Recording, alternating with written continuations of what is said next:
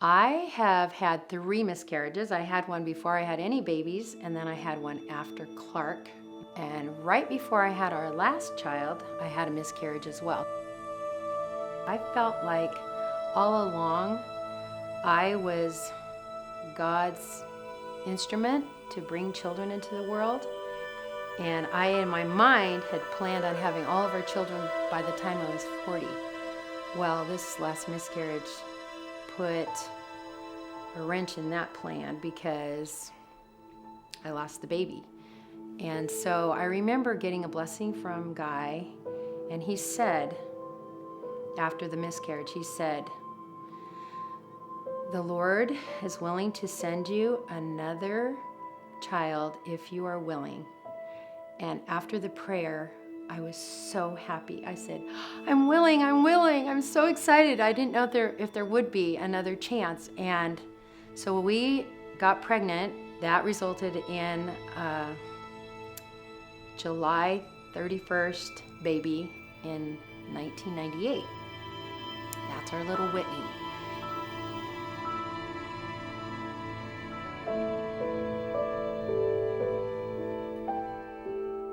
Being the first of 10 children was interesting because there was always, literally always, a baby in my house.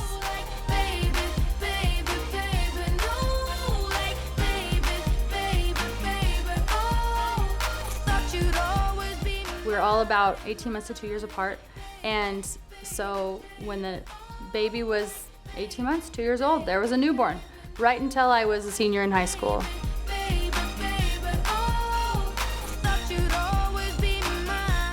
You would think I would be like the best mother in the whole world, like know everything about babies. And motherhood was shocking to me because my mom just took away all of the yucky, icky. She made it look fun and beautiful, and she just did motherhood really well. She was my biggest baby. She was 9'5" and 2 weeks early.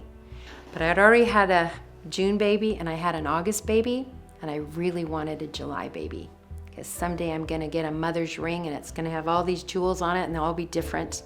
I really wanted that ruby on my ring. And yet, July 31st happens to be the cutoff day for all sports, any given team in any given sport. Guy was not happy about this. He wanted them to have every advantage. So as it turns out, Whitney tried every sport imaginable. In fact, we counted 10 sports that she tried. And she was pretty good at it, but she really didn't enjoy it. But her sophomore year, she came to me and said, "Mom, I really want to try dance." And I'm like, "Really?" But she really liked dance. And so it turns out she didn't like any sport. I guess it didn't matter that she was born on July 31st because it was moot. She became a dancer and a cheerleader, and she, to this day, loves to dance.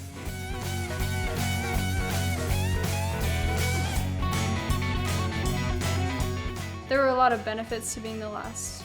I got to see how my siblings did things. They've always been really good examples to me.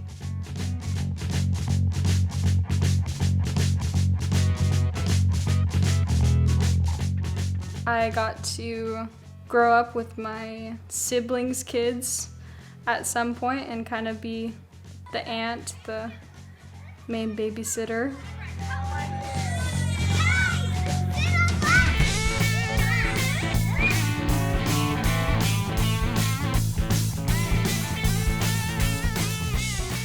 After we built 1535, of course, the new house wasn't so new after a decade, and things were starting to break, so it was time to build another house.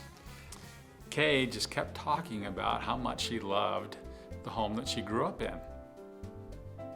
And so our search kind of changed a little bit to let's find a lot that we can build on and that we can build a home similar to the home that Kay grew up in.